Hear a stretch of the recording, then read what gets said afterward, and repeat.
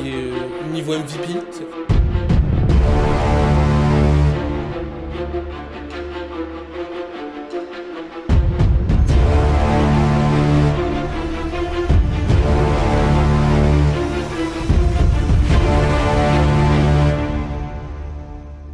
Allez, c'est parti sur Los Angeles FC qui s'est arrêté cette année malheureusement au premier tour des playoffs, alors qu'il a fait une plutôt bonne saison, terminant troisième de la conférence Ouest avec 17 victoires, 8 défaites et 9 nuls. Une saison où il y a eu des bas, on va dire, avec notamment finalement le fit avec Olivier Giroud qui n'a pas vraiment fonctionné. Et donc le départ qui s'est avéré inévitable. Mais derrière, ils ont réussi à prendre Heung-min Son, la une des nouvelles têtes d'affiche en tout cas de la MLS maintenant. Hein. C'est quand même une superstar. Et surtout en plus ça permet de toucher le continent asiatique, donc ça c'est incroyable pour eux. Et une très bonne entente avec Denis Bouanga. Donc avec un mercato qui s'est avéré très intéressant aussi, donc des manquements notamment au milieu de terrain et en défense qu'on pointait du doigt depuis quelques années avec Thomas, donc ça peut être intéressant. Il va falloir que de toute façon ils sont revanchards le LAFC Thomas cette année. Bah oui, revanchard, tu te fais sortir très tôt des playoffs par Vancouver, le finaliste et le champion de la conférence Ouest, du coup. Euh, c'est surtout Une l'an équipe 2. qui les éliminait chaque année en plus. Ouais, c'est ça. C'est surtout l'année 2 du projet Heung-min à Los Angeles. Comme tu l'as dit, ils ont fait des très bons recrutements, des recrutements intelligents, au-delà d'avoir des gros noms. Je trouve qu'en termes de profil, ils ont peut-être l'effectif le mieux armé pour jouer la transition et ce qui favorise le duo Son Bouanga devant. Et puis surtout, tu as quand même réussi à conserver ton Denis Bouanga qui euh, longtemps était envoyé du côté du Brésil, un coup c'était Fluminense, je sais plus, il y avait un autre club aussi au Brésil, il y avait deux clubs je crois qui se battaient pour essayer de l'avoir, au final il reste à Los Angeles. Donc moi je suis du même avis que Riyad, je pense que Los Angeles FC peut être le principal danger pour Miami dans la quête du back-to-back. Ouais, parce que même si comment tu préfères voir Son du coup dans ce LAFC? En pointe ou sur le côté? Je sais plus, je crois qu'on en avait parlé d'ailleurs sur les derniers matchs de la saison, je crois sur les playoffs. J'aimais bien Je pense peut-être en l'association, pointe, hein. ouais, j'aimais bien l'association Sun Bwanga. Le match que j'aimais bien, c'était surtout le voir un peu plus bas, un peu en sorte de numéro 9, un peu 9,5, 10. Alors là, je trouve que c'était très intéressant qu'il était vraiment dans le cœur du jeu. Parce que sur ses prises de balles, il arrive à faire des différences par la course. Alors que sur le côté, je le trouve un peu moins explosif qu'avant. Je trouve que ça marche pas. Et puis surtout, c'est dommage de se priver quand même de deux jeunes qui sont très forts entre Nathan Ordaz et David Martinez. Je pense que le mieux pour moi, ce serait de faire jouer Son un peu reculé derrière Denis Bouanga. Ouais. D'ailleurs, pour répondre, c'est vrai que cette année, il va y avoir un changement. Ce n'est plus Cherundolo qui va Non, entraîner cette équipe. non, Ça va non. être son ancien adjoint, du coup, Marc Dos Santos qui prend la relève. Le Québécois né à Montréal. Bah tiens, c'est Donc, bizarre. Ça fait écho peut-être un peu au mercato de Los Angeles, du coup.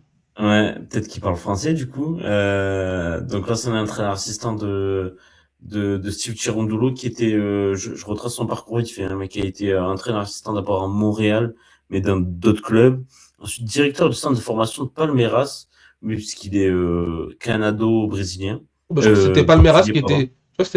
qui était sur Bouanga, si je dis pas de bêtises, je Oui, crois. oui, c'est vrai. Ouais. Ensuite, il a été au Brésil, à Ottawa, manager. En fait, il a fait plusieurs clubs qu'on appelle ça, au Canada. Et ensuite, il est devenu entraîneur assistant du LAFC, puis il est parti à Vancouver. Mais je pense, ouais, si, LAFC, il a fait 1 an. Il est parti à Vancouver. Il a été coach de Vancouver pendant 3 ans, avant de redevenir assistant de LAFC depuis 2022.